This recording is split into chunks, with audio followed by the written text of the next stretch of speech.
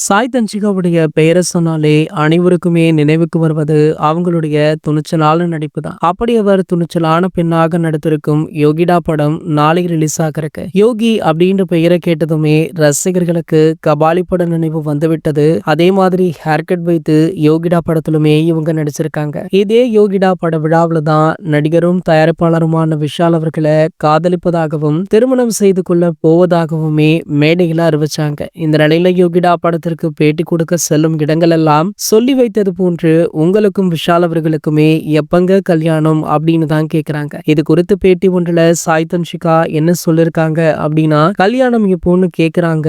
ஒரு தடவை சொல்லலாம், 2 தடவை சொல்லலாம், 10 முறையும் இதே டெம்ப்ளேட் தான். அதுக்கு நான் யோசித்து யோசித்து வித்தியாசமாக பதில் கொடுக்கணும் அப்படின்னு சொல்லிருக்காங்க. சோ அது மட்டும் இல்லாமல் இவங்களுடைய திருமணம் விஷால் அவர்களுடைய பிறந்தநாள் அப்பவே நடக்க வேண்டியது. ஆனால் அன்றுதான் இவங்களுக்கு நிச்சயதார்த்தம் முடிந்தது. அதனுடைய புகைப்படங்கள் கூட சோசியல் மீடியாக்கள்ல வெளியாகி படு வைரலுமே ஆச்சு. இப்படி செல்ற இடங்கள் எல்லாம் இதே கேள்விக்கு வித்தியாசமான பதில் கொடுத்து வரும் சாய் தன்சிகா தற்போது இவங்க ஏன் இப்படி பதில் கொடுத்திருக்காங்க அப்படின்னு ஒரு சில தகவல்களுமே வெளியாகி இருக்கு. அதாவது இந்த திருமணம் நின்று விட்டதாக ஒரு சில பத்திரிகை ஊடகங்கள் கூட தெரிவிக்கிறாங்க.